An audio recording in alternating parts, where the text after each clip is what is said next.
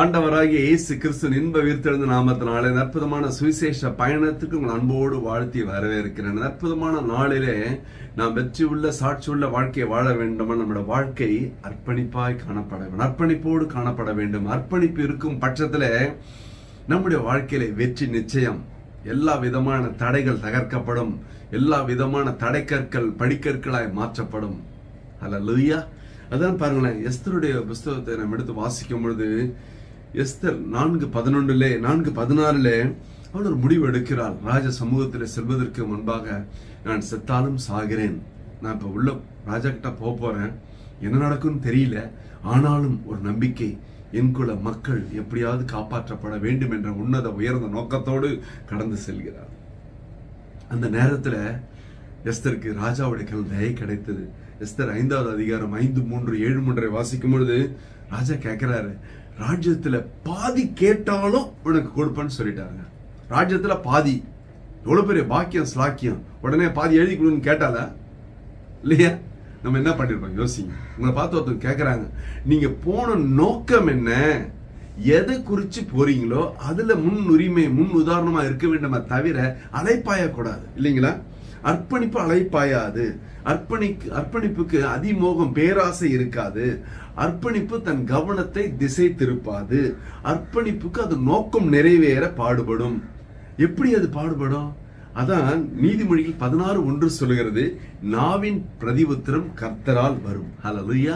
நீங்க என்ன பேசணும், எப்படி பேசணும், எங்க பேசணும், எதுல பேசணும்ன்றது கர்த்தரால் வரும். அப்ப வசனத்திலே வாழ்கிற அனுபவம் இருக்குமானால், வசனத்திலே வாழ்ந்து வாழ வைக்கிற அனுபவம் இருக்குமானால், நம்முடைய வாயிலிருந்து வர வார்த்தை கர்த்தரால் வரும். ஹல்லேலூயா.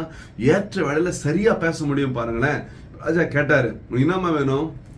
ராஜ்யத்துல பாதி கொடுத்துறேன், வேணுமான்னு ஒன்னும் சொல்லல. அவர் சொன்னா 2வது முறை வாங்கன்னு. 2வது முறை வந்தப்பயும் அவர் சொல்றாரு, பாதி வேணுமாமா? அப்ப சொல்ற ஒரு வார்த்தை, என் குல மக்கள் காப்பாற்றப்பட வேண்டும் என்று ராஜாவின் பாதத்திலே விழுந்து கதறி அழுது விண்ணப்பம் பண்ண உடனடியாய் எல்லாம் மாறியது. கலங்கி போன அந்த நகரம் மகிழ்ச்சியாய் மாற்றப்பட்டது. எப்படிங்கிறது? ஒரு அர்ப்பணிப்பு. அவள் ஒருத்தியோட அர்ப்பணிப்பு 127 நாடுகளிலே இருந்த மக்களை காப்பாற்ற கூடுமானால், நான் ஒருத்தன் அர்ப்பணிப்போடு இருந்தால் என் குடும்பம் காப்பாற்றப்படும், என் சபை காப்பாற்றப்படும், என் சமுதாயம் காப்பாற்றப்படும். எத்தனையோ தேச தலைவர்கள் உண்டு, தங்களை தேசத்துக்காக அர்ப்பணித்தவர்கள், தங்களுடைய சொத்துக்களை இழந்தவர்கள், நம்முடைய அருமையான உறவுகளை இழந்தவர்கள் எத்தனையோ பேர் இருக்காங்க. எத்தனையோ உடல் உறுப்புகளை இழந்தவர்கள் ராணுவத்தில் எவ்வளோ பேர். நம்முடைய தேசம் காக்கப்பட, நம்முடைய தேசம் வளர்வதற்காய் வாழ்வதற்காய் தன்னை தாங்களே அர்ப்பணித்துக் கொண்ட பலர் உண்டு. நாம் அதுல 100% அர்ப்பணிப்போடு இருக்கிறோம். கொடுக்கப்பட்ட வேலையில, கொடுக்கப்பட்ட வியாபாரத்தில், கொடுக்கப்பட்ட தொழிலிலே, கொடுக்கப்பட்ட படிப்பிலே, கொடுக்கப்பட்ட குடும்பத்திலே, கொடுக்கப்பட்ட சபையிலே, கொடுக்கப்பட்ட சமுதாயத்தில், ஆன்மீகமா இருந்தாலும் அரசியலா இருந்தாலும் அர்ப்பணிப்போடு இருக்கிறோமா?